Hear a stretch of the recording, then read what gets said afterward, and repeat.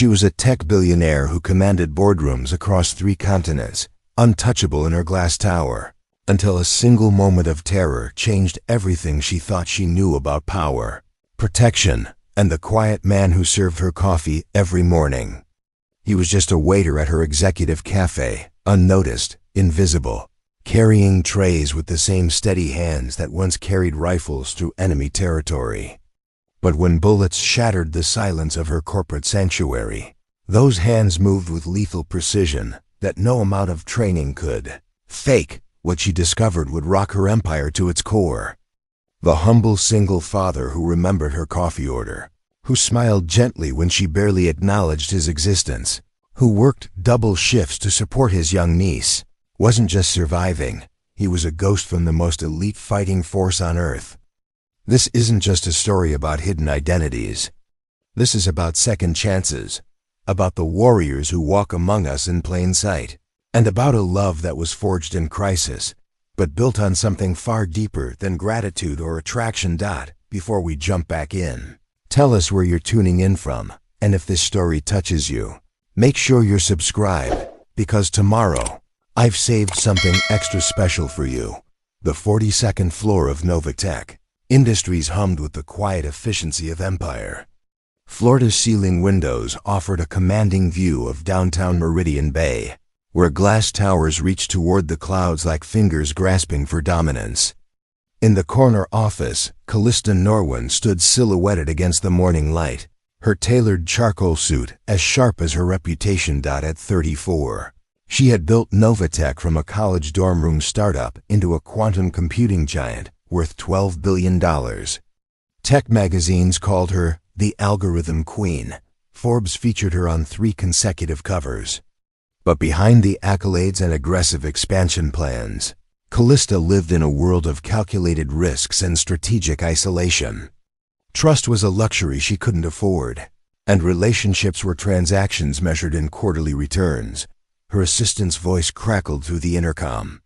"Ms. Norwin, the Beijing investors are holding on line 3, and your 10 a.m. with the Department of Defense has been moved to 11:30.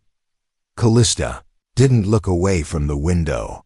"Tell Beijing we're not negotiating below our baseline. And order my usual from the executive cafe. I'll be working through lunch again, 23 floors below." In the bustling Novatech employee cafe, Roa Calvin moved through his morning routine with mechanical precision. White shirt pressed to military standards, black slacks without a wrinkle, name tag positioned exactly 1 inch above his left pocket. To the hundreds of tech employees who grabbed their artisanal coffee and avocado toast, he was invisible. Just another middle-aged waiter in a sea of ambitious 20-somethings building the future. But Roak's eyes never stopped moving. He scanned entry points, noted unusual behavior, tracked the flow of people with the unconscious vigilance of someone trained to survive. When he poured coffee, his hands remained steady. When he cleared tables, he moved with economy and purpose. Nobody noticed that he positioned himself to maintain visual contact with all exits, or that he could identify every person in the room within 30 seconds of their arrival. 3 years ago, Commander Roa Calvin had led classified operations in places that didn't exist on official maps. He had jumped from aircraft at 30,000 feet, neutralized threats with surgical precision, and carried wounded teammates through hostile territory. His unit called him Ghost because he could disappear into any environment and emerge exactly where he needed to be. Then Alina died. The cancer took 18 months to claim his wife, and with her went everything that defined him beyond his military identity. When the funeral ended and the flag was folded, Roic looked at 8-year-old Luna, Elena's niece who had become his responsibility, and made the hardest decision of his life. He resigned his commission, packed their lives into a modest apartment in Meridian Bay, and became the only thing Luna had left, a father who would never leave. The executive cafe received Callista's lunch order every day at exactly 11:47 a.m. Grilled salmon, quinoa salad, black coffee. No substitutions, no conversation. Roic had served her personally for 8 months, and she had never once looked directly at him. He might as well have been part of the furniture. Today felt different. The morning crowd had thinned when the first shots echoed through the building. The sound came from somewhere high above, muffled by steel and concrete, but unmistakable to anyone who had heard gunfire in confined spaces. Rowick's body went rigid, his head tilting slightly as he processed the acoustic signature. High-velocity rounds, probably 5.56 NATO standard. Multiple shooters. Moving tactically through the upper floors, chaos erupted in the cafe. Laptops crashed to the floor as people scrambled for exits. Someone screamed about terrorists. Others sobbed into their phones, trying to reach loved ones. The building's emergency systems activated, bathing everything in pulsing red light as automated voices instructed everyone to evacuate immediately. Rowick stood perfectly still in the center of the panic, his training overriding 3 years of civilian conditioning. His eyes tracked the crowd's movement, noting bottlenecks at the exits, identifying who was injured in the stampede, calculating the tactical situation developing floors above. The intercom crackled with building security's voice, tight with stress. "This is not a drill. We have an active shooter situation on floors 38 through 42. All personnel evacuate immediately via the north and east stairwells. Do not use elevators. Floors 38 through 42. Callista's office was on 40-2. For a moment that lasted a lifetime, Rowick saw two paths. He could follow protocol, evacuate with everyone else, get Luna safely home from school, and pretend he was just another civilian caught in someone else's nightmare. Or he could remember who he used to be. The decision made itself. He moved to the service elevator, the one employees weren't supposed to use, and pressed his maintenance card against the reader. As the doors closed behind him, Rowick Calvin, the waiter, disappeared. What rode that elevator toward the 42nd floor was something far more dangerous. A ghost with a mission and nothing left to lose. In her corner office, Callista heard the gunfire getting closer. Her hands trembled as she tried to reach building security, but the phones were dead. The windows didn't open. The heavy oak door that usually symbolized her authority now felt like a trap. She pressed herself against the wall beside her desk, designer heels scattered on the floor, and wondered if this was how empires ended. Not with market crashes or hostile takeovers, but with sudden violence and the realization that all her power meant nothing when it mattered most. The emergency lighting cast everything in hellish red shadows. Somewhere in the building, people were dying. And Callista Norwin, who commanded boardrooms and bent governments to her will, could do nothing but wait. The elevator chimed softly as it reached the 42nd floor. The hallway outside the executive offices looked like a war zone. Shattered glass crunched under Rowick's feet as he moved with predatory silence through the emergency lighting. Two bodies lay motionless near the reception desk, and the acrid smell of gunpowder hung heavy in the recycled air. He paused at the corner, pressing himself against the wall, and listened. 3 distinct voices, Eastern European accents, communicating in short, professional bursts. Not random violence, then. This was targeted, organized, and they knew exactly where they were going. "Target is barricaded in the corner office," one voice reported. "Heavy door, reinforced. Going to need charges." "Negative," came the reply. "Client wants it clean." "Find another way in." Rowick's jaw tightened. They weren't here to make a statement or send a message. They were here for Callista specifically, and they wanted her alive. That changed everything. He slipped off his shoes and moved barefoot down the carpeted hallway, every sense heightened to levels he hadn't accessed in 3 years. The building's layout unfolded in his mind like a tactical map. Emergency exits, sight lines, cover positions. He had studied this floor during his first week at Novatech, the same way he studied every environment he entered. Old habits died hard. The main attacker stood outside Callista's office, Assault rifle trained on the door while his partner worked on the electronic lock with some kind of override device. A third man watched the elevator bank, weapon ready, professional stance. Roic counted heartbeats, calculated angles, and remembered the weight of a rifle in his hands. But he wasn't armed with military hardware. He had a waiter's skills and a ghost's instincts. The maintenance closet stood 20 feet away, filled with cleaning supplies and industrial equipment. Roic moved like smoke, invisible in the red-tinted darkness, and emerged with a fire extinguisher and a length of electrical cord. Not much, but a SEAL made do with whatever was available. He struck fast and silent. The lookout never saw him coming. A precise blow to the carotid artery dropped the man unconscious without a sound. Roic caught the rifle before it hit the floor and slung it across his back. One down. The lock specialist was concentrating on his device when the fire extinguisher struck him in the temple. He crumpled like a puppet with severed strings, his override tool clattering across the marble floor. 2 down. 2 down. The team leader spun at the sound, training his weapon on empty air. Alexei? Victor?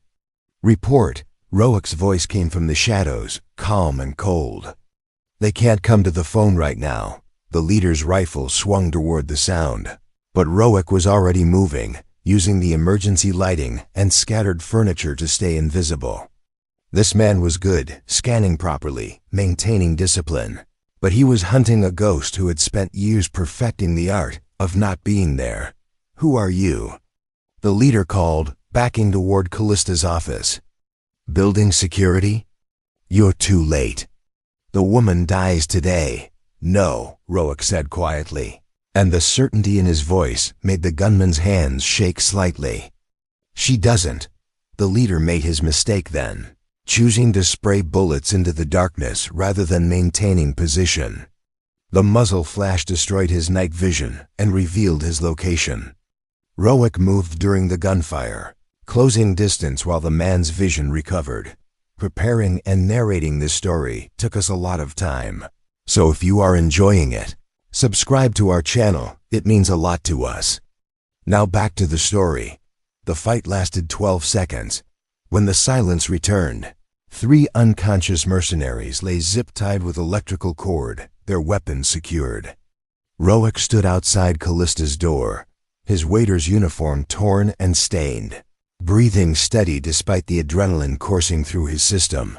He knocked gently. Miss Norwin? It's safe now. No response. Ma'am, this is Roic from the cafe. I'm here to get you out. The lock clicked and the heavy door cracked open. Callista's face appeared in the gap, eyes wide with terror and disbelief. You? How did you get up here? What happened to the shooting? Handled, he said simply.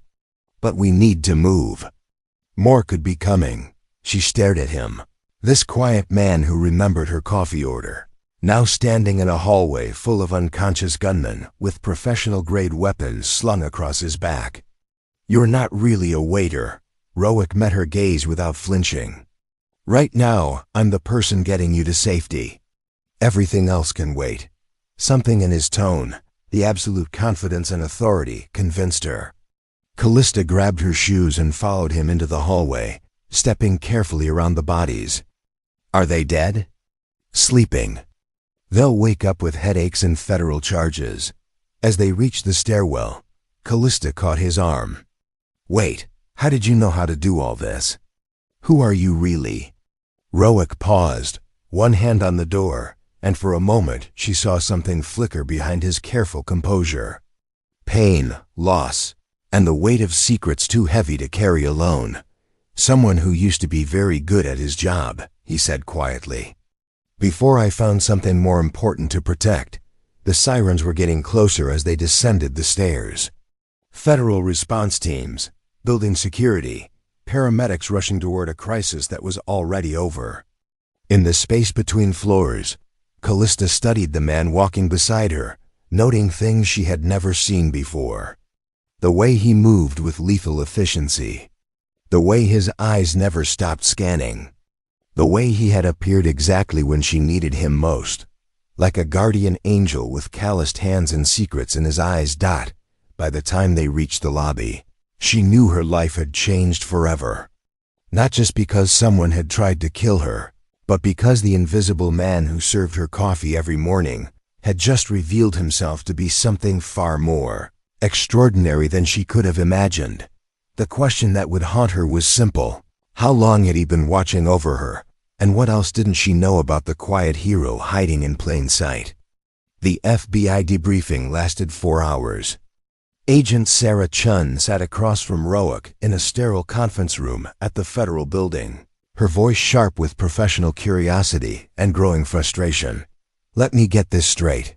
Mr. Calvin, you're telling me that a restaurant server with no law enforcement background successfully neutralized 3 armed mercenaries using a fire extinguisher and electrical cord?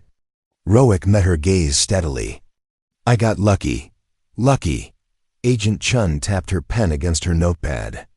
These men were professionals, military trained, the kind of operators who charge 6 figures for wet work. And they were taken down by luck? Sometimes that's all it takes. She leaned forward, studying his face. Your background check came back interesting. 3-year employment gap before you started at Novatech. No explanation for where you were or what you were doing. I was taken care of. Family. Another note scribbled.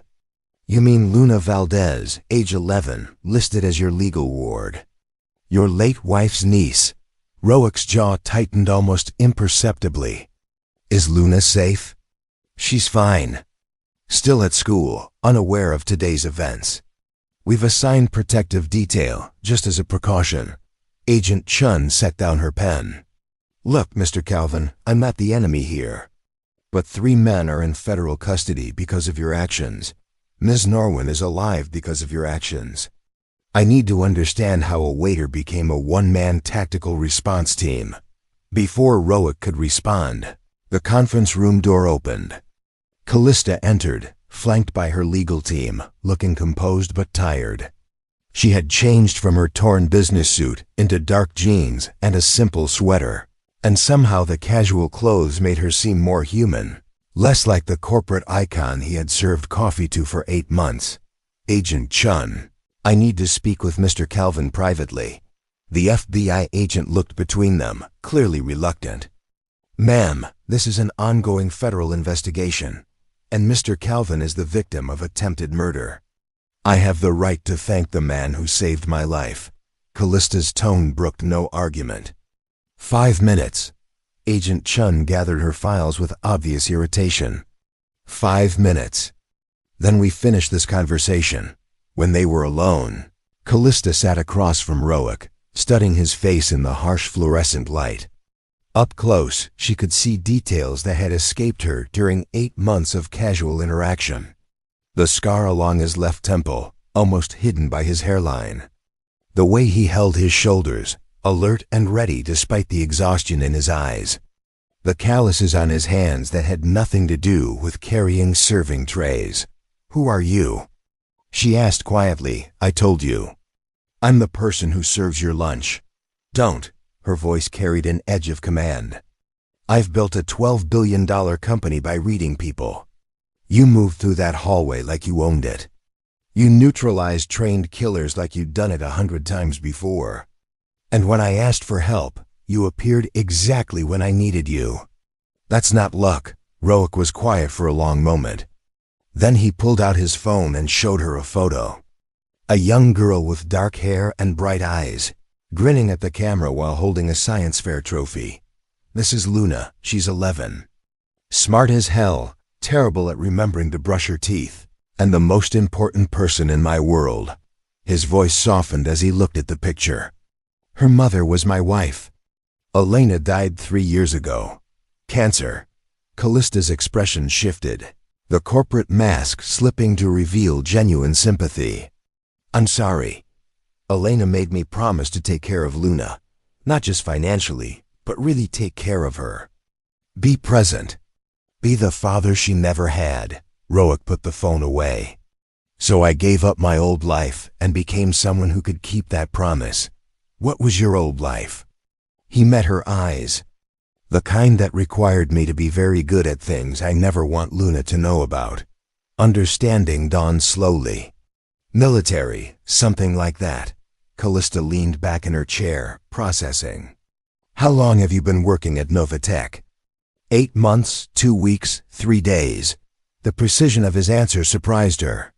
You've been counting. I count everything. It's a habit. Roek's smile was slight but genuine. Luna thinks I'm obsessive. She's probably right. Tell me about her. The question seemed to catch him off guard. For the first time since she'd known him, Roek's carefully controlled expression relaxed completely. She wants to be a marine biologist. Says she's going to save the whales and also invent a robot that cleans the ocean. She's in 6th grade but reads at a college level. Last week she corrected her math teacher's calculus. Pride filled his voice. She makes me pancakes on Sunday mornings, even though she's terrible at it. Burns them every time. I eat them anyway because she tries so hard to take care of me. She takes care of you? Elena told her I was sad about losing my job. Luna decided it was her responsibility to cheer me up. Roek's voice grew quiet. Every morning she leaves me a note in my lunch. Usually something about how I'm the best dad in the world, or how proud she is that I help feed people. She doesn't know what I used to do, but she knows what I do now matters. Callista felt something shift in her chest. She thinks being a waiter is important work. She thinks I'm important. That's enough. The silence stretched between them, comfortable now rather than tense. Callista found herself seeing past the uniform and the careful politeness to the man underneath. Someone who had given up everything to honor a promise. Someone who measured his worth not in accomplishments or recognition, but in bedtime stories and burned pancakes and handwritten lunch notes. The men who attacked today, she said finally. They weren't random. No, they were there for you specifically, which means they might try again. Roek nodded. Probably. I can afford the best security money can buy. Former Secret Service, FBI, military contractors with impressive resumes and 7-figure retainers. That would be smart. And figure retainers. That would be smart. Callista leaned forward. Or I could hire someone who's already proven he can protect me. Someone who knows the building, understands the threats, and has a track record of success. Ms. Norwin, I want to offer you a position as head of my personal security. Full benefits, salary commensurate with your real qualifications, whatever those are. Flexible schedule so you can be there for Luna. Roek shook his head. You don't understand what you're asking. I understand that you saved my life today. I understand that you did it without hesitation, without thought for your own safety. And I understand that you've been hiding your abilities because you promised a dying woman you'd be someone different. Callista's voice grew gentle. I'm not asking you to go back to your old life. I'm asking you to use your skills to build a new one. The conference room door opened and Agent Chun returned, looking impatient. Time's up. As Roek stood to leave, Callista touched his arm gently. Think about it. Luna deserves a father who doesn't have to pretend to be less than he is. That evening, in the modest apartment he shared with Luna, Roek sat at the kitchen table helping with homework. Luna chewed on her pencil eraser while working through advanced algebra problems that would challenge most high school students. Dad, why were you late picking me up today? Work ran long, sorry. She studied his face with the piercing insight of an 11-year-old who had learned to read adults for survival. You look different. Different how? Less sad. Like you remembered something good. Luna set down her pencil. Did something happen at work? Roek thought about Callista's offer, about the chance to stop pretending, about the possibility that Luna might be proud of him for more than just serving coffee with a smile. Maybe, he said quietly. Maybe something good happened today. Luna grinned and went back to her homework, satisfied with his answer. But as Roek watched her work, he wondered if he was ready to step out of the shadows and back into the light. And whether a billionaire CEO understood what she was really asking of a ghost who had Learn to find peace in invisibility. The next morning brought autumn rain to Meridian Bay, the kind that turned the city's glass towers into watercolor paintings and made the Novatech Cafe feel like a sanctuary from the storm. Rowick moved through his routine coffee brewing, tables wiped, napkin dispensers filled, but his mind was elsewhere. Luna had insisted on making his lunch that morning, proudly presenting a peanut butter and jelly sandwich cut into the shape of a star, along with apple slices arranged to spell hero in his lunchbox. When he asked why, she just shrugged and said, "It felt right." If only she knew. The cafe was quieter than usual. News of yesterday's attack had leaked despite Novatech's attempts at damage control, and many employees were working from home. Those who came in spoke in hushed voices and cast nervous glances at the windows, as if expecting masked gunmen to rappel down the glass at any moment. Rowick was restocking the pastry case when she appeared. Callista stood at the cafe entrance, not in her usual power suit, but in jeans and a gray sweater that made her look younger, more approachable. Her hair was pulled back in a simple ponytail, and she carried a large coffee cup from a competing cafe across the street. She approached his counter with a slight smile. "Is this where I order the terrible coffee, or do I need to wait for table service?" "Counter service is fine." Rowick straightened, suddenly aware of how different she looked outside her executive persona. "Although I should point out that our coffee isn't actually terrible. Prove it." He poured her usual order black coffee, no sugar, but this time he paid attention to the details. Water temperature exactly 200 degrees. Ethiopian beans ground to the perfect consistency. A pour technique that created a subtle layer of crema without being pretentious about it. Callista took a sip and raised an eyebrow. "This is significantly better than yesterday's coffee. Yesterday, I was making coffee for a customer. Today I'm making coffee for someone I know. What's the difference?" Rowick met her eyes. "Today I care if you like it." Something shifted in her expression, a softening around the edges. "I've been thinking about your offer. And? I want to know more about Luna." The request surprised him. "Why?" "Because she's the reason you gave up being whoever you used to be. That makes her the most important factor in any decision you make." Callista leaned against the counter. "Tell me about her." Rowick glanced around the nearly empty cafe, then made his own cup of coffee and sat across from her at a small table by the window. Rain streaked the glass, creating privacy from the outside world. "Elena and I couldn't have kids," he began quietly. "Tried for years, but it wasn't in the cards. Then Elena's sister Carmen got pregnant at 16. Drug problem, abusive boyfriend, the whole tragic cycle. Elena became Luna's guardian when Carmen couldn't take care of her. How old was Luna then? 3. Scared, angry, didn't trust anyone. Carmen would disappear for weeks at a time, leaving Luna with whoever would take her. Elena spent 2 years in family court fighting for permanent custody." Callista sipped her coffee, listening intently. "When I met Elena, Luna was 5.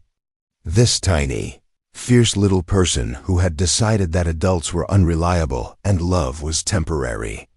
Rowick's voice grew warm with memory. "Elena was determined to prove her wrong.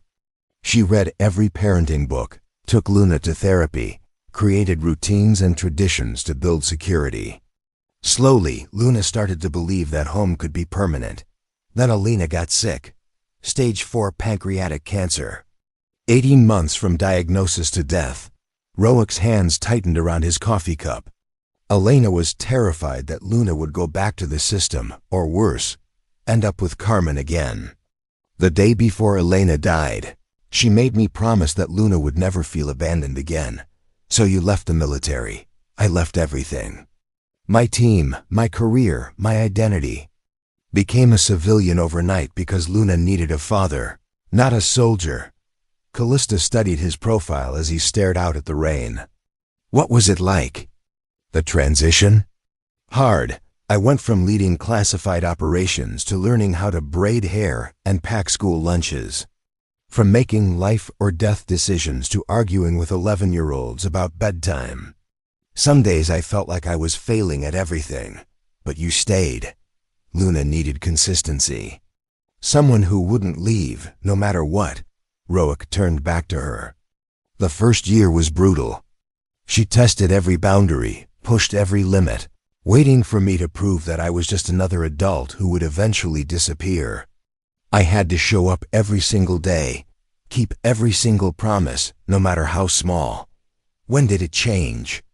Roic smiled, the first genuinely happy expression Callista had ever seen from him. Last spring, Luna had a science fair project about ocean conservation. She worked on it for weeks, staying up late to perfect her research. The night before the fair, she came into the living room where I was reading and just climbed into my lap. What did she say? Nothing at first. Then she said, "Dad, I know you gave up important things to take care of me." I started to deny it, but she put her hand over my mouth. "I just wanted you to know that I'm going to do important things too." So it wasn't wasted. Callista felt her throat tighten unexpectedly. "She called you Dad. First time." I cried like a baby. Roic's voice was thick with emotion. She won second place in the science fair. But that wasn't the important part. The important part was that she trusted me enough to let me matter to her. She's lucky to have you. I'm the lucky one. Luna saved me as much as I saved her. Roic met Callista's eyes. When Elena died, I lost my sense of purpose. Luna gave me a new one. Every morning she leaves notes in my lunchbox, telling me I'm the best dad in the world. She doesn't know I used to do classified work for the government. She just knows. I make her pancakes on Sundays and help her with homework and show up to every school event. That's enough for her? That's everything to her. And it's everything to me too. They sat in comfortable silence, watching the rain paint patterns on the window. Finally, Callista spoke. "I've never had that." "What?" "Someone who thought I was enough just as I am. My parents loved my achievements. Investors love my profit margins. The media loves my success story. But nobody has ever loved me for making pancakes or showing up or just being present." Roic studied her face. Seeing vulnerability she rarely let show. "That sounds lonely." "It is." Callista's smile was rueful. "I've spent my entire adult life building an empire, but I've never built a home. I can command a boardroom, but I can't braid hair or pack school lunches or leave encouraging notes in someone's lunch box. Those aren't skills you're born with. They're things you learn by caring enough to try. Is that what Elena taught you?" "Elena taught me that love is showing up. That consistency matters more than perfection. That the small daily acts of care are more important than the grand gestures." Roic's voice grew quiet. "She taught me that being needed by someone you love is the most meaningful work there is." Callista nodded slowly. "I want to meet her." "Luna." The request surprised him. "Why?" "Because if I'm going to ask you to risk your safety protecting me, I need to understand what you're risking it for. And because I want to see what it looks like when someone builds a life around love instead of ambition. A life around love instead of ambition." Roic considered this, then pulled out his phone. "Luna gets out of school at 3:15. I always pick her up. If you want to meet her, you're welcome to come along. But fair warning, she's going to ask you 1,000 questions and probably try to explain her current obsession with marine biology. I think I can handle that. Don't underestimate her. She's 11 going on 30, and she has opinions about everything." Callista laughed, a genuine sound that transformed her face. "I'm looking forward to it. But I have one more question for you." "What's that?" "Yesterday, when those men were trying to kill me, why did you risk your life to save mine? You don't know me. We barely speak. You have Luna to think about. Why didn't you just evacuate with everyone else?" Roic was quiet for a long moment, choosing his words carefully. "Because Luna would ask me if I helped when someone needed help. And I want to be able to look her in the eye when I answer that question. So you saved me for Luna?" "I saved you because it was the right thing to do." But Luna is the reason I know the difference between right and wrong anymore. Roic finished his coffee. She's the reason I remember what it means to be human instead of just a weapon. As they prepared to leave the cafe, Callista realized something had fundamentally changed between them. Yesterday, Roic had been her invisible waiter. Today, he was becoming something far more important. A man whose strength came not from what he could destroy, but from what he chose to protect. And for the first time in her adult life, she wanted to be worthy of that protection. Meridian Bay Elementary buzzed with the controlled chaos of dismissal time. Roic stood outside the main entrance with other parents and guardians, but Callista noticed he positioned himself differently than the rest. Where others clustered and chatted, he maintained clear sightlines to the parking lot and street, his eyes constantly scanning for potential threats. You never really stop, do you? She observed. Stop what? Being a soldier. Assessing threats, planning escape routes, staying alert. Roic's smile was slight but genuine. Old habits. Elena used to tease me about it. Called it my guardian angel complex. The school doors burst open and children poured out like water through a broken dam.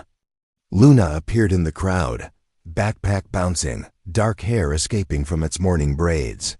She spotted Roic immediately and broke into a run. Dad, you're early. She threw her arms around his waist, then noticed Callista standing nearby. Oh, hi. Luna, I'd like you to meet someone. This is Ms. Norwin. She works at the building where I work.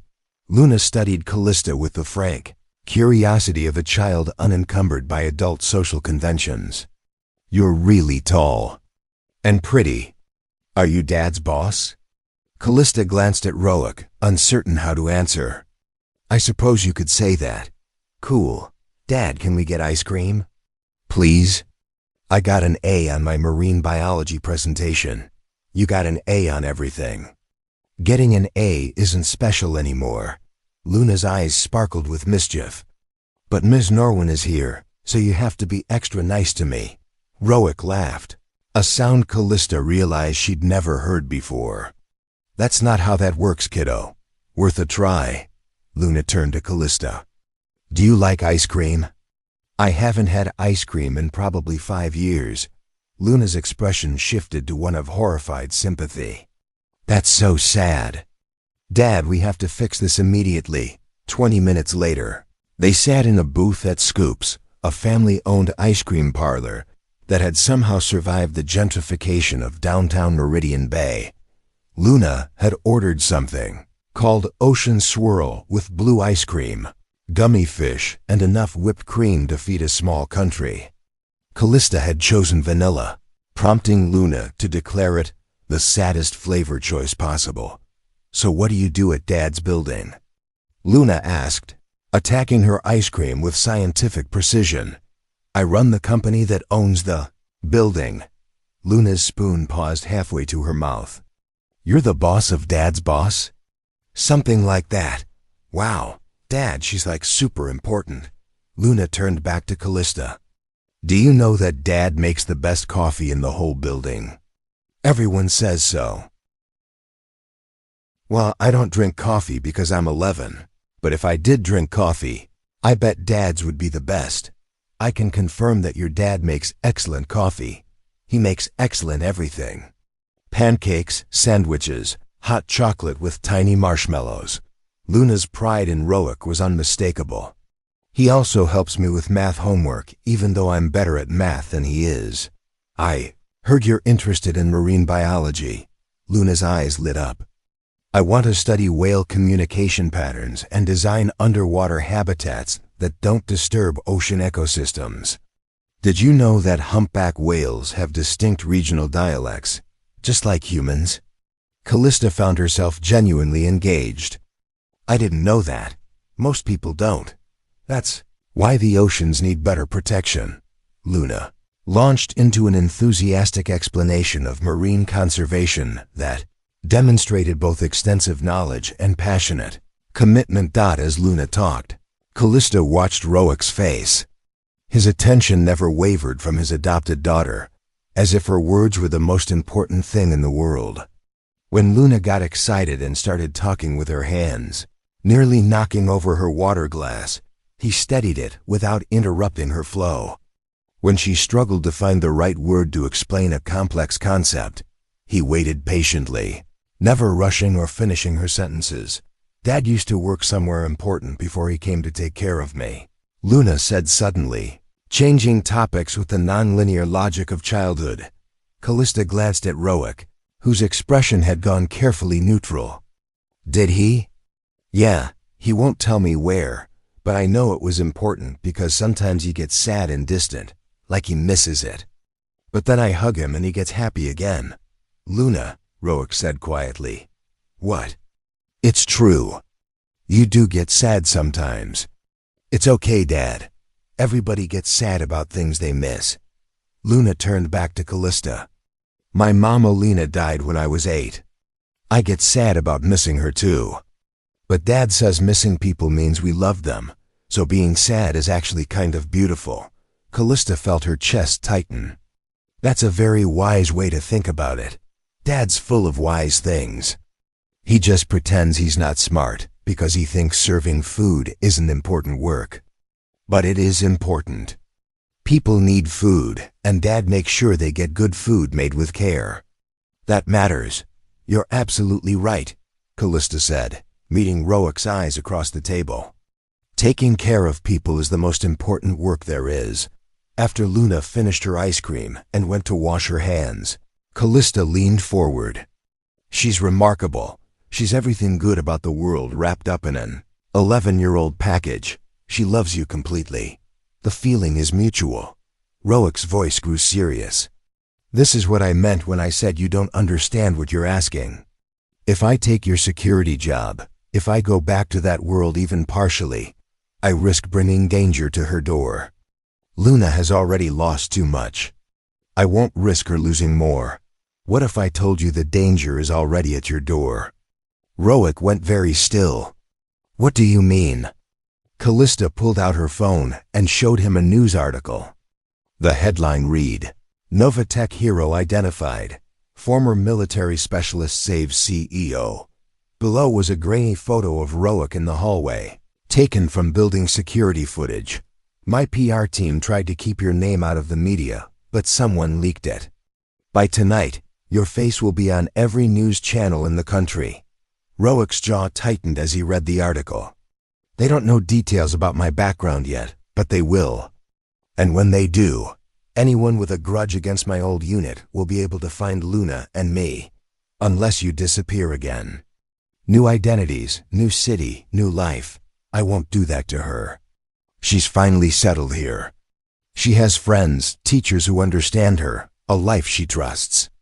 I won't make her run because I couldn't stay invisible." Luna returned to the table, immediately noticing the tension. "Is everything okay?" "Everything's fine, kiddo," Roic said, but his voice carried an edge. Luna studied both adults, then sat down and folded her hands in her lap. When grown-ups say everything's fine in that voice, it means something's definitely not fine. Callista found herself impressed again by Luna's perceptiveness. "Your dad is trying to figure out how to solve a complicated problem." "What kind of problem?" Roic and Callista exchanged glances. Finally, Callista spoke carefully. "Some people might want to bother your dad because of something brave he did yesterday. We're trying to figure out how to keep you both safe." Luna considered this information with the seriousness of someone who had learned early that adults sometimes faced problems they couldn't solve alone. "Dad," she said finally, "remember when I was scared to start 6th grade because the kids might be mean about me not having a mom? I remember, and you told me that running away from problems doesn't make them disappear, it just makes them follow you. And that the best way to handle scary things is to face them with people who care about you." Roic's throat worked silently. "Maybe," Luna continued, "Ms. Norwin is someone who cares about you. And maybe instead of hiding from the problem, you should work together to fix it." Out of the mouths of babes, Callista thought. This 11-year-old had just articulated the solution that two successful adults had been dancing around for days. "What do you think we should do?" Rowick asked his daughter. Luna looked between them, then smiled with the confidence of someone who had absolute faith in the adults she trusted. "I think you should be the hero dad you've always been, just in a different way. And I think Ms. Norwin should help you, because that's what friends do." As they left the ice cream parlor, Callista realized that Luna had just given her something she'd never expected. Insight into what it meant to love someone enough to trust their decisions, even when those decisions were dangerous. And for the first time since the attack, she began to believe that maybe, just maybe, they could build something better together than either of them could create alone. The revelation came in the form of a manila envelope, slipped under Callista's apartment door at midnight. No postmark, no return address, just her name written in block letters that suggested someone who didn't want their handwriting identified. Inside were photographs. Dozens of them. Callista spread them across her dining room table with trembling fingers, her mind struggling to process what she was seeing. Photos of her leaving Novatech at various times over the past 8 months. Pictures of her jogging through Meridian Park. Images of her entering restaurants, walking to her car, standing on her apartment balcony. But these weren't surveillance photos taken by some random stalker. These were tactical reconnaissance images, the kind that marked potential ambush points, escape routes, and threat vectors. Red circles highlighted positions where a sniper might set up. Arrows indicated the best approach angles for an assault team. Notes scribbled in the margins calculated response times for emergency services. At the bottom of this stack was a single sheet of paper with 2 words. "Stay safe." Callista's blood ran cold as understanding dawned. Someone had been watching her for months, cataloging her movements, identifying every vulnerability in her daily routine. But they hadn't been planning to hurt her. They had been planning to protect her. She reached for her phone and dialed Rowick's number. He answered on the first ring, his voice alert despite the late hour. "Ms. Norwin? What's wrong?" "I need you to come over. Now, there's something I need to show you. Are you safe?" "Do you need me to call?" "I'm safe. But I need answers, and I think you're the only person who can give them to me." 20 minutes later, Rowick stood in her living room, still wearing the clothes he had thrown on when he woke Luna's babysitter to come stay with her. His eyes moved systematically across the photos spread on the table, his expression growing increasingly grim. "Professional work," he said finally. "Whoever took these knows what they're doing. That's what scares me." Callista wrapped her arms around herself.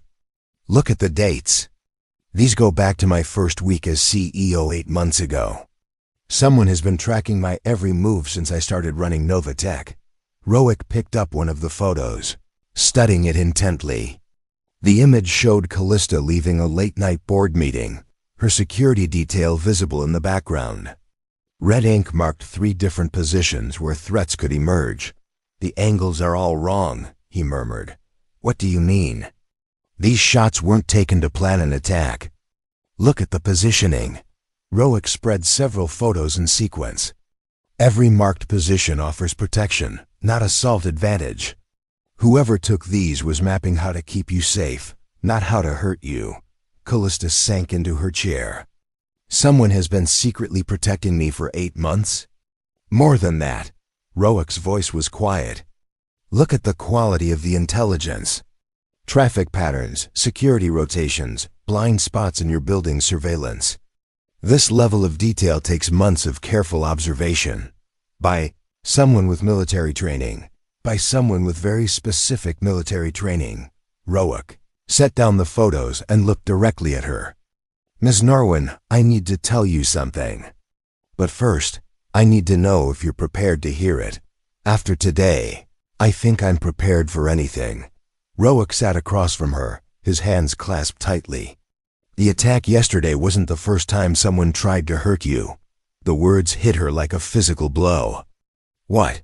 3 months ago, a man approached your apartment building. Former Spetsnaz, carrying enough C4 to level half the block. He never made it past the parking garage. Why didn't I hear about this? Because he was neutralized before he became a threat. Quietly, cleanly. No police report. No media attention. No reason for you to know. Callista's mind raced. How do you know about this?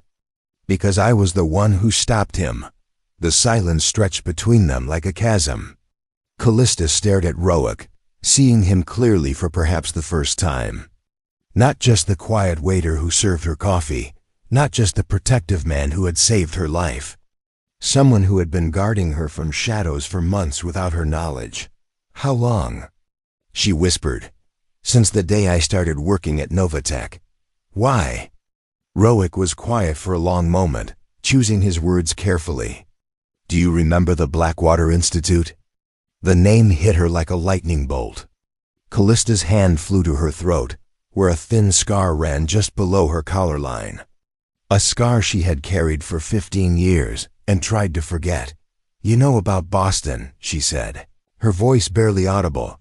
I know that 15 years ago, a 20-year-old MIT student named Callista Norwin was taken hostage during a terrorist attack on a tech conference at the Blackwater Institute. I know that she spent 6 hours in that building while a SEAL team worked to extract the COFA hostages. Callista's breathing had become shallow. The memories she had buried came flooding back with crystalline clarity. The sound of gunfire. The smell of smoke. The feeling of utter helplessness as armed men held her and dozen other students at gunpoint. I was part of that extraction team, Roic said gently. Team leader was Lieutenant Commander David Chun. Our sniper was Petty Officer Marcus Webb. Our demolitions expert was Petty Officer Elena Vasquez. Elena. Callista's eyes widened. Your wife was part of the rescue? Elena saved your life that day. She was positioned on the roof across the street when one of the terrorists decided to execute a hostage to show they were serious. He chose you.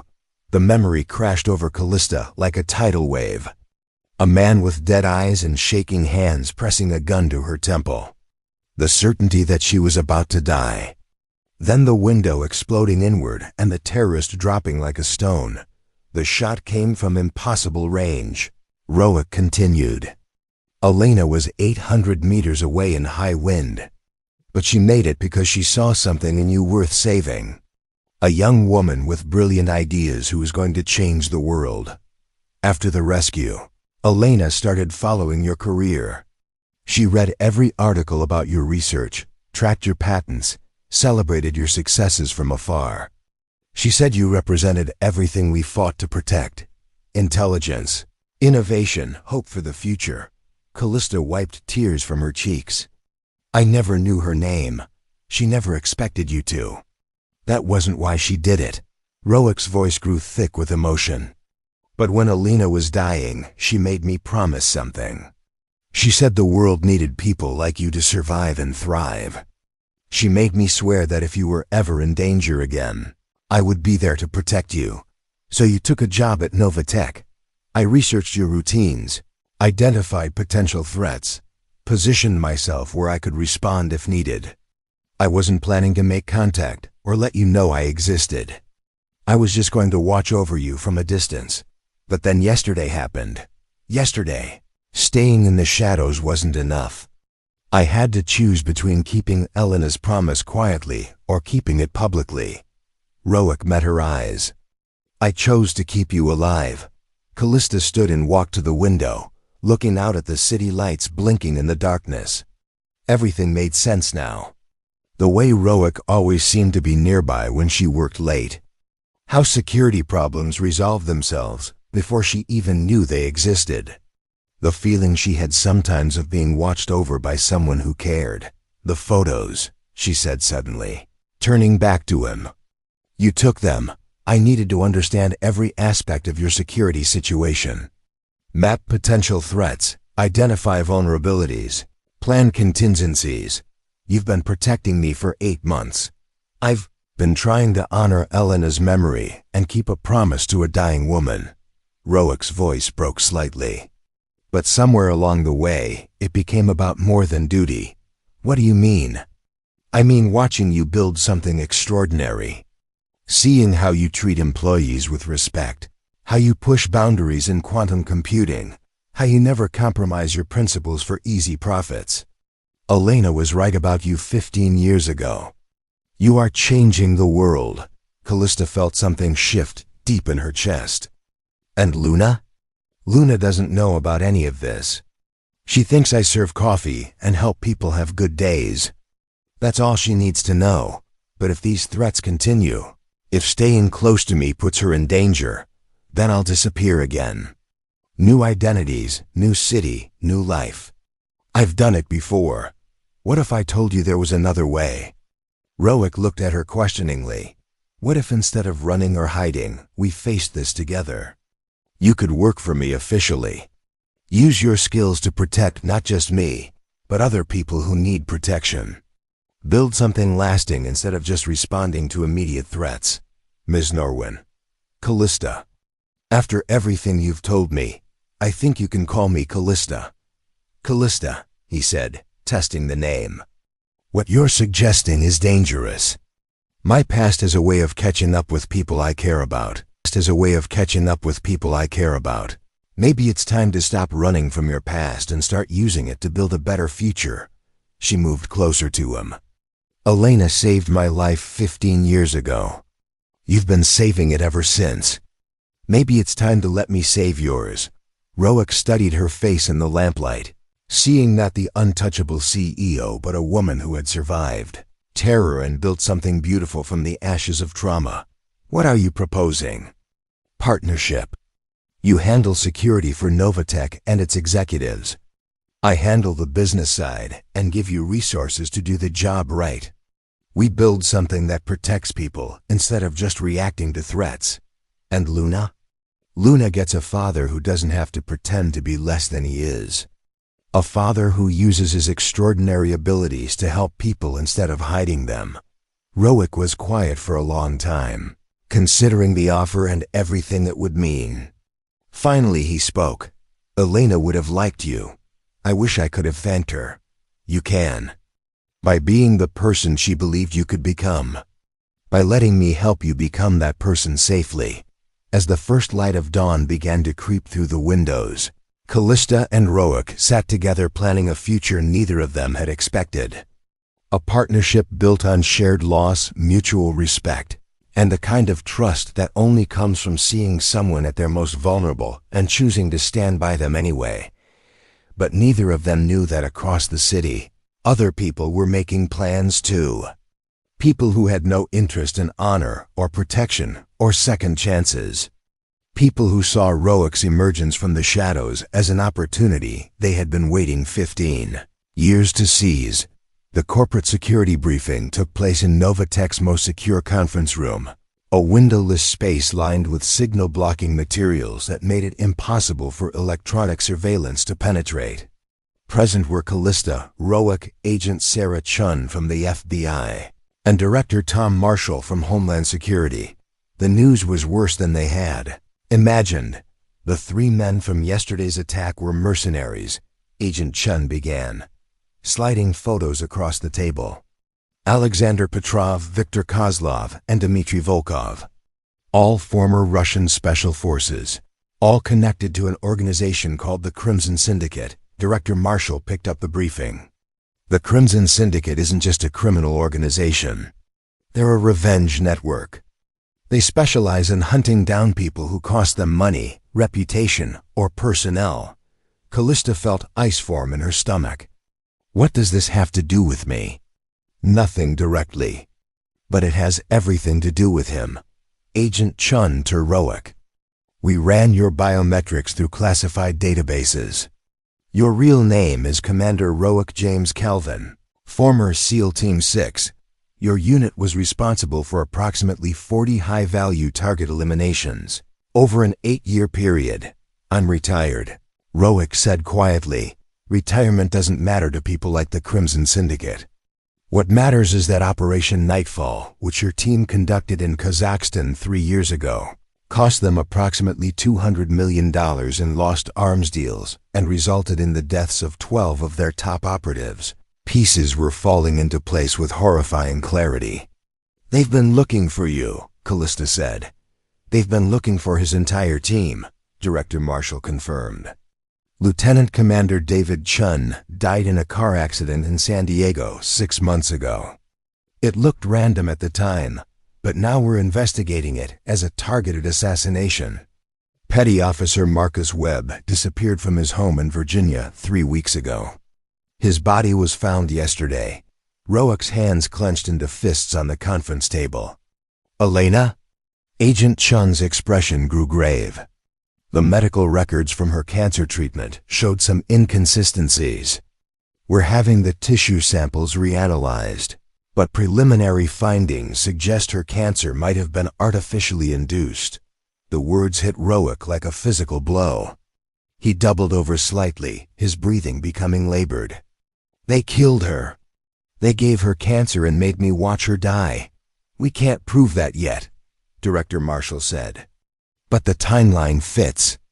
Elena's cancer diagnosis came 6 months after Operation Nightfall. The Crimson Syndicate has used radiological poisoning before to eliminate targets while maintaining plausible deniability. Callista reached across the table and took Rowick's hand. She could feel him trembling with rage and grief. "How long have they known where he is?" "We believe they identified him shortly after he started working at Novatech. The attack yesterday wasn't random. They were using you as bait to draw him out of hiding. Then why didn't they just kill him?" "Because they want him to suffer first. The Crimson Syndicate doesn't just eliminate targets. They destroy everything those targets care about before they kill them." Agent Chun leaned forward. "They've been watching you, studying your relationship with Rowick, waiting for the perfect moment to use you against him." Rowick finally looked up, his eyes hollow with pain. "They know about Luna." The words hung in the air like a death sentence. "We have protective detail on her right now," Director Marshall assured him. "But this situation has escalated beyond anything we can handle through normal channels. The Syndicate has resources, connections, and patience. They've been planning this for 3 years. What are our options?" Callista asked. "Witness protection for both of you," Agent Chun replied.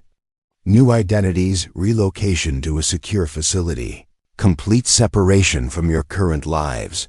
"No," Rowick's voice was firm. "I won't do that to Luna again.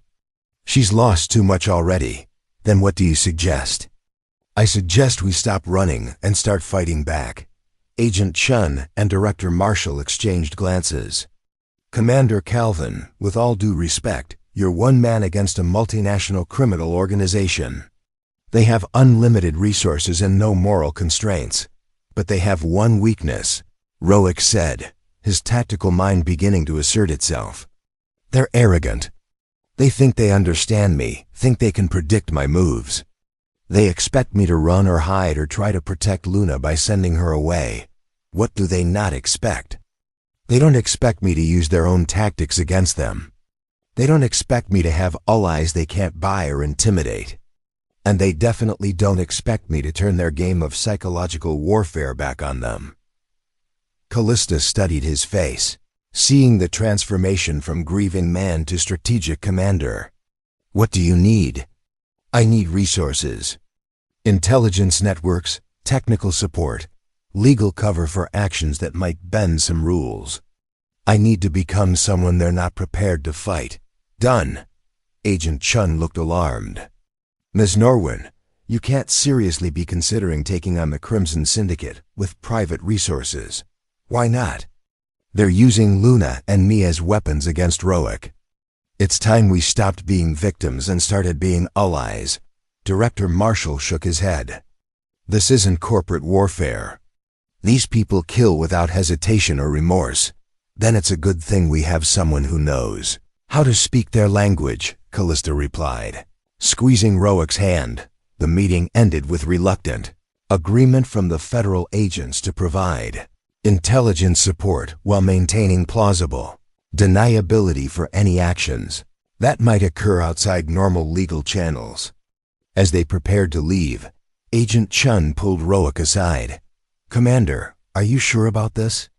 Once you surface fully, there's no going back to anonymity.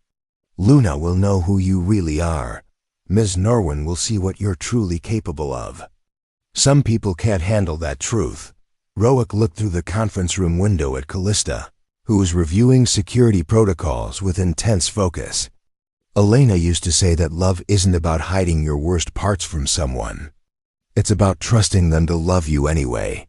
And if they can't, then at least Luna and Callista will be safe, and Elena will finally be avenged." That evening, Roic sat at his kitchen table with Luna, trying to find words for a conversation he had never wanted to have. Luna was working on a school project about family history, creating a timeline of important events in their lives together. "Dad, what did you do for work before you started taking care of me?" The question was innocent, but it cut through him like a blade. How do you tell an 11-year-old that you used to kill people for a living? How do you explain classified operations and moral ambiguity to someone whose biggest ethical dilemma involves whether to tell her teacher that another student was cheating? "I worked for the government," he said carefully. "Doing what?" "Protecting people." Luna looked up from her project. "Like police?" "Something like that. Were you good at it?" "I was very good at it." "Is that why Ms. Norwin wants you to work for her? Because you're good at protecting people?" Roic studied his daughter's face, seeing Elena's intelligence reflected in her dark eyes. "Luna, how would you feel if you found out that someone you loved had a secret? Something important that they never told you?" "What kind of secret?" "The kind that might change how you think about them." Luna set down her colored pencils and considered the question with the seriousness she brought to all important matters. "I guess it would depend on why they kept the secret. Were they trying to protect someone, or were they trying to hurt someone?" "Protect. Then I think secrets are okay sometimes. Like how I never told you that I broke Mom, Elena's favorite mug, and glued it back together because I didn't want you to be sad." Luna smiled. "Some secrets are about love." Roic felt his throat tighten. "What if this secret was really big? Something that might make you scared or upset. Something that might make you scared or upset. Dad, do you remember what you told me when I was afraid of starting 6th grade? What did I tell you? You said that love isn't about never being scared. It's about being scared and choosing to trust someone anyway." Luna reached across the table and took his hand. "Whatever your secret is, I'm choosing to trust you." Later that night, after Luna had gone to bed, Roic called Callista. "How did it go?" she asked. "She says she trusts me no matter what." "Smart girl." "Callista, what we discussed today, what we're planning, it's going to get dangerous. Really dangerous. If you want to change your mind, I'm not changing my mind. Elena saved my life 15 years ago. You've been saving it ever since. Now it's my turn to save yours. This isn't your fight." "Yes, it is. They made it my fight when they decided to use me as bait. They made it Luna's fight when they threatened her. And they made it everyone's fight when they decided that good people should live in fear while criminals operate with impunity." Roic closed his eyes, feeling something he hadn't experienced in years, hope mixed with determination. "Elena would have liked you. I'm going to make sure she would have been proud of what we're about to do." As they ended the call, both of them knew that their lives had reached a point of no return. Tomorrow, the quiet waiter and the corporate CEO would begin transforming into something the Crimson Syndicate wasn't prepared to face, a partnership forged in mutual protection and tempered in the fire of shared purpose.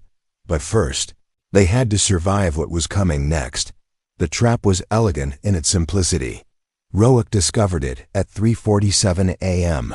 when his phone buzzed with an encrypted message containing a single photograph. Luna, fast asleep in her bed, unaware that someone had been close enough to touch her face while she dreamed. Below the image was a message. Meridian Bay Central Park, playground near the duck pond.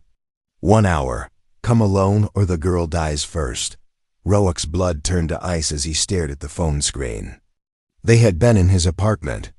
Past the building security, past the locks he had installed, past every precaution he had taken to keep Luna safe. While he slept 20 feet away, killers had stood over his daughter with cameras and weapons, letting him know that all his skills, all his training, all his vigilance meant nothing when they decided to act. He was already reaching for his tactical gear when the second message arrived. By the way, we have the CEO too. Choose carefully, Commander. The accompanying photo showed Callista bound to a chair in what looked like a warehouse, a gun pressed to her temple by a man Rowick recognized from intelligence files, Anton Kozlov, brother of the mercenary he had killed during the Novatech attack. Rowick sank into his chair, the impossible mathematics of the situation crushing down on him like a physical weight. 2 locations, 2 hostages, 1 choice. Save Luna and lose Callista. Save Callista and lose Luna. Try to save both and probably lose them all. This was the Crimson Syndicate's masterpiece, forcing him to choose between his daughter and the woman he had grown to love. Knowing that either decision would destroy him, his phone rang. Unknown number. Commander Calvin. The voice was smooth, accented, professionally pleasant. My name is Anton Kozlov. I believe you killed my brother yesterday. I remember. Good.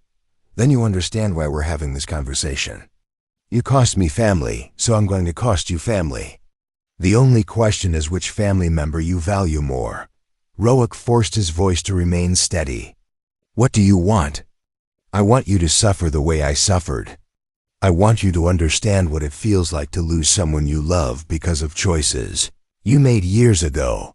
Victor chose to attack innocent people. I stopped him. Victor chose to complete a contract. You chose to interfere. Now everyone pays the price. Kozlov's voice hardened. Here are the rules, Commander.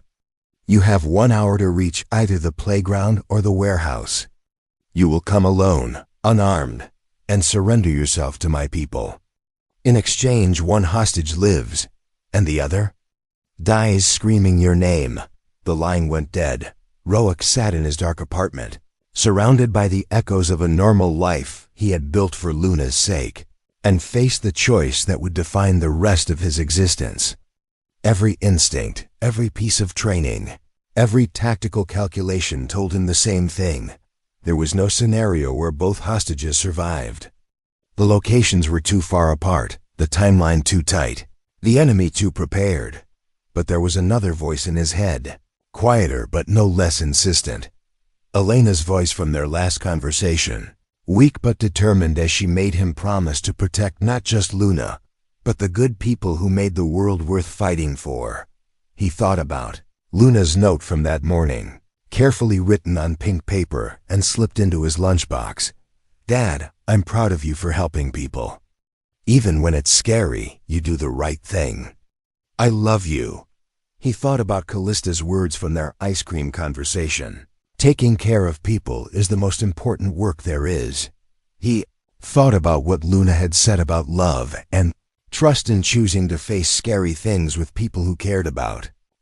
Then Commander Rowick James Calvin, who had spent 3 years pretending to be someone else, made the decision that would either save everyone he loved or get them all killed.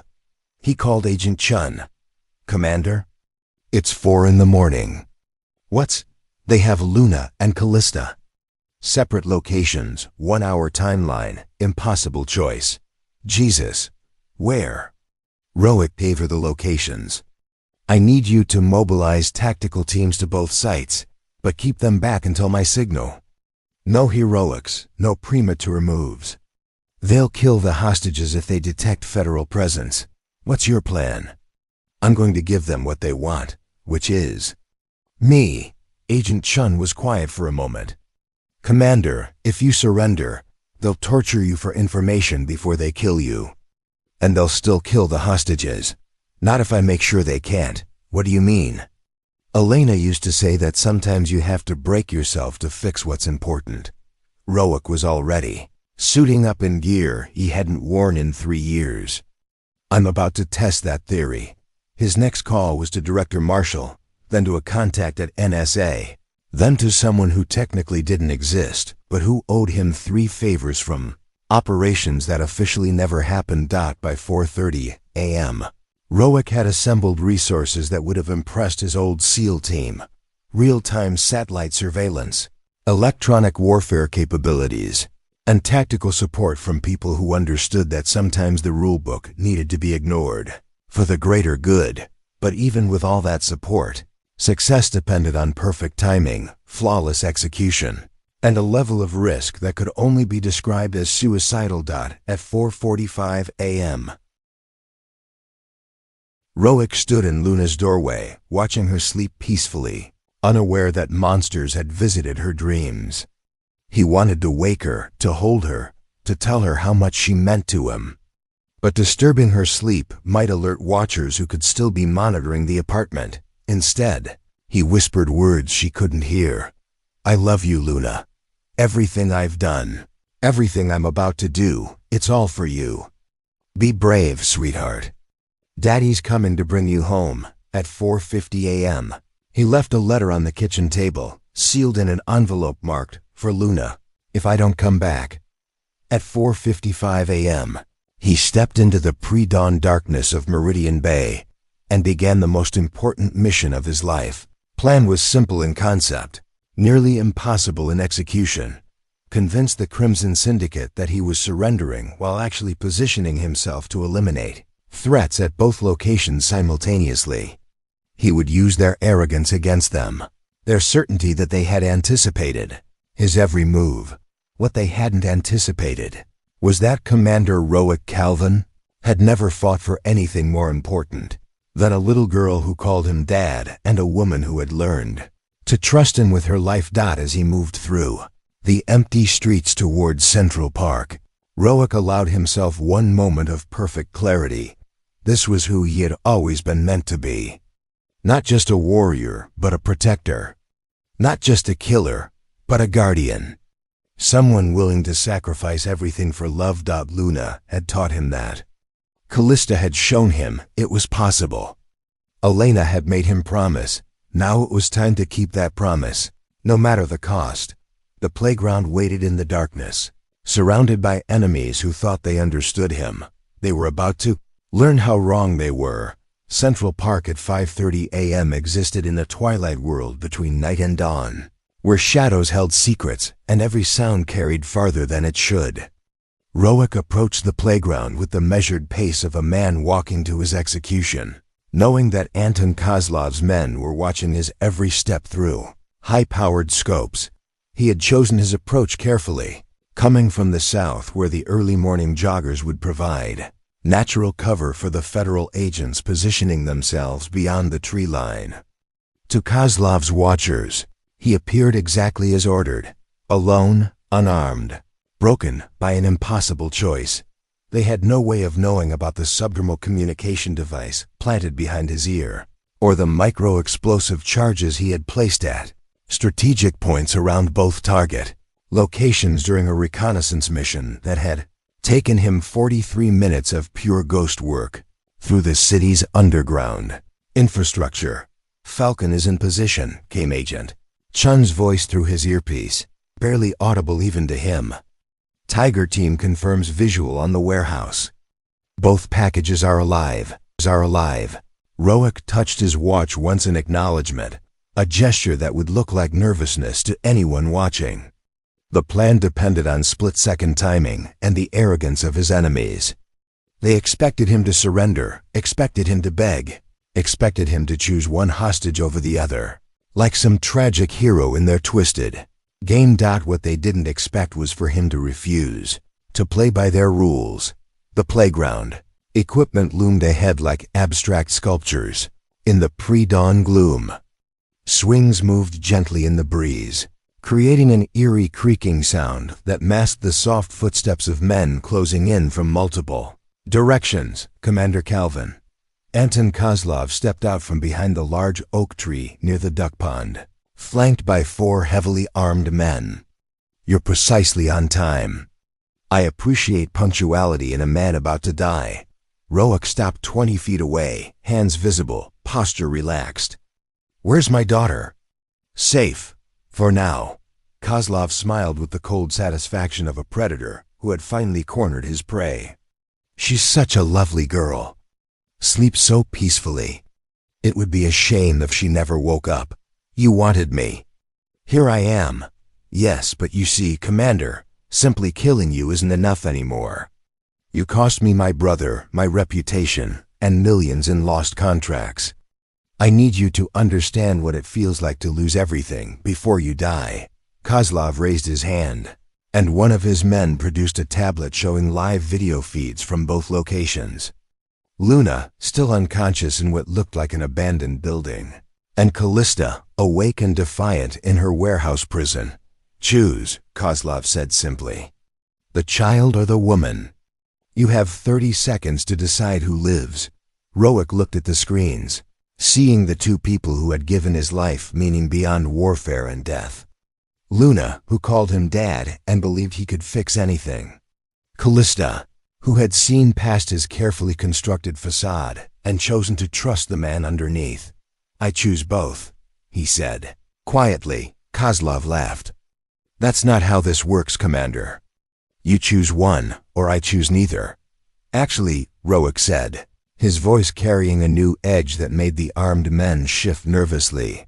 That's exactly how this works. He touched his watch twice. The first explosion came from 6 blocks away. A flash of light and sound that drew every eye toward the warehouse district. In the moment of distraction, Roek moved with the fluid precision of a machine built for killing. Nearest gunman never saw the blow that crushed his windpipe. The second managed to raise his weapon before. Roek's elbow shattered his jaw and sent him crashing into the playground equipment. The third got off a single wild shot before finding himself disarmed and unconscious. Anton Kozlov scrambled backward, fumbling for his sidearm as the man he had thought broken and desperate revealed himself to be something far more dangerous. A predator who had been playing prey just long enough to get close to his targets. Impossible, Kozlov gasped, raising his gun with shaking hands. You came alone. You surrendered. I came prepared. Roek advanced with deliberate steps, ignoring the weapon trained on him. And I never surrender when it comes to my family. The gunshot echoed across the empty park. But it was Kozlov who fell, Agent Chun's sniper taking him down from 300 yards with surgical precision. The remaining mercenaries found themselves surrounded by federal agents who had been closing the net while their attention focused on the impossible man who had just dismantled half their team with his bare hands. Falcon secure, came Agent Chun's voice through the cum. Tiger team confirms both packages extracted safely. No casualties. Roek stood in the center of the playground, breathing hard but unharmed, surrounded by unconscious enemies and the debris of a plan that had worked exactly as intended. But his mind was already racing toward the most important part of his mission, getting to Luna and Callista. 20 minutes later, he burst through the doors of the safe house where Agent Chun had taken both hostages for medical evaluation. Luna threw herself into his arms with the force of a small missile, her face streaked with tears, but her eyes bright with relief. Dad, I knew you'd come. I knew you'd save me. He held her tightly, breathing in the familiar scent of her shampoo and feeling his heart slowly return to a normal rhythm. Are you hurt? Did they touch you? They just took pictures while I was sleeping. It was scary when I woke up, but Miss Callista told me you would come. And she was right. Roek looked over Luna's head to where Callista sat on a medical cot, her wrists bandaged from the restraints but otherwise unharmed. Their eyes met across the room, and he saw in her expression something that made his chest tighten with emotion he couldn't name. How? She asked quietly. I told you yesterday that I was very good at my old job, he said, still holding Luna against his chest. I just had to remember how good. The explosions, the tactical teams, the coordination, you planned all of that in 1 hour? I had help. And motivation. Roek's voice grew soft. Elena used to say that love makes you stronger than you think you are. Turns out she was right. Agent Chun approached with official paperwork and unofficial admiration.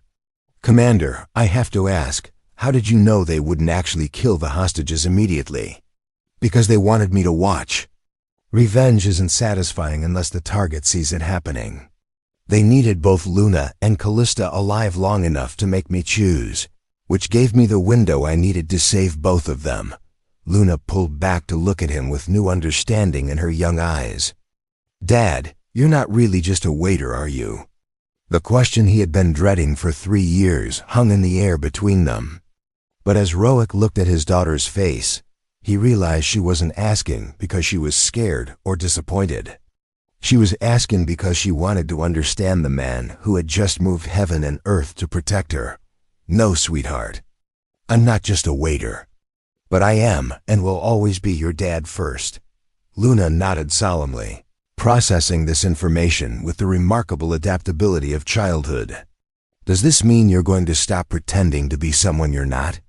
Roic glanced at Callista, who smiled and nodded encouragingly. "Yeah, Luna, I think it's time I stopped pretending and started being myself again." "Good," Luna said with the matter-of-fact wisdom that never ceased to amaze him. "I like you better when you're not sad about hiding who you are." As federal agents processed the scene and began the long work of dismantling the Crimson Syndicate's network, Roic sat with the two people who had redefined his understanding of strength, courage, and love. He had spent 3 years trying to become someone worthy of Luna's trust and affection. Tonight, he had discovered that he was already that person. He just needed to be brave enough to let the world see it. 18 months later, the morning sun streamed through the windows of Calvin Security Solutions, a modest office building in downtown Meridian Bay that had become something remarkable, a place where protection meant more than just stopping bullets. Roic stood at the conference room window, watching Luna demonstrate a self-defense technique to a group of middle school students in the courtyard below.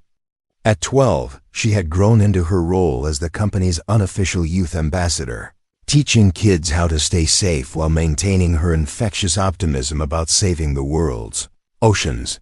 "The Jakarta contract came through," Callista announced, entering with coffee and a stack of files.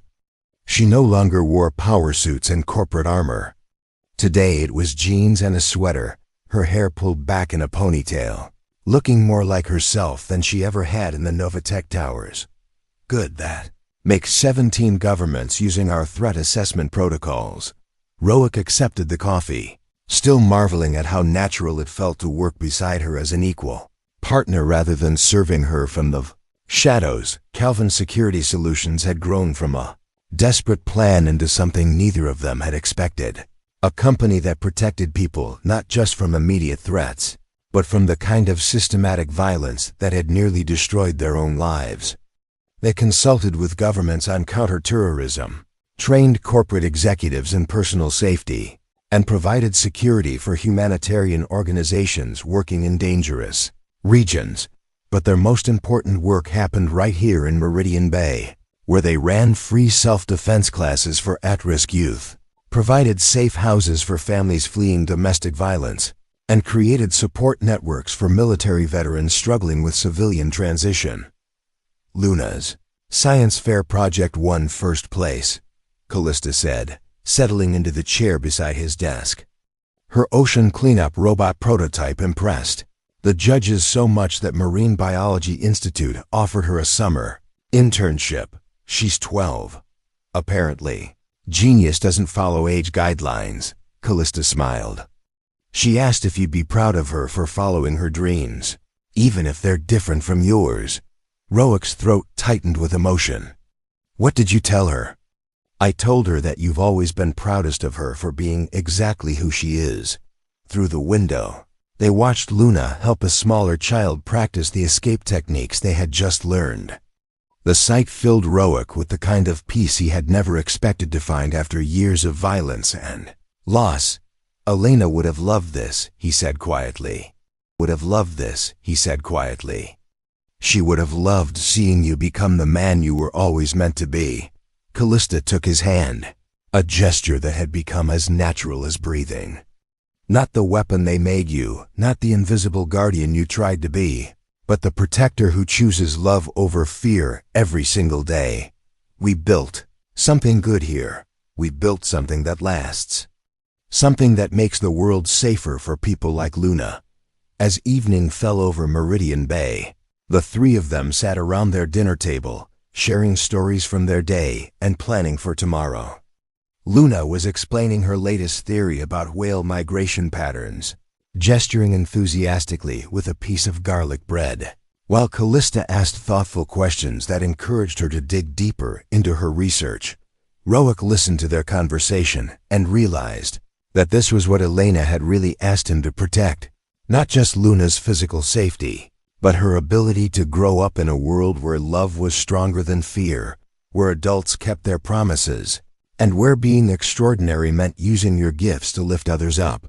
Later, after Luna had gone to bed, Roic and Callista stood on their back porch, watching the city lights twinkle in the distance. "Do you ever miss it?" she asked. "The old life, the anonymity, the simplicity of just serving coffee?" "No," he said without hesitation. "I miss Elena. I miss the teammates we lost. But I don't miss hiding who I am. Even when it's harder this way. Especially because it's harder. Luna taught me that love isn't about taking the easy path. It's about taking the right one." As they stood together in the peaceful darkness, Roic understood that some promises were worth keeping no matter how long it took or how much it cost. Elena had asked him to protect the good in the world. Luna had taught him what that meant. And Callista had shown him that strength shared was stronger than strength hidden. Ghost who had haunted the shadows of Meridian Bay was gone forever.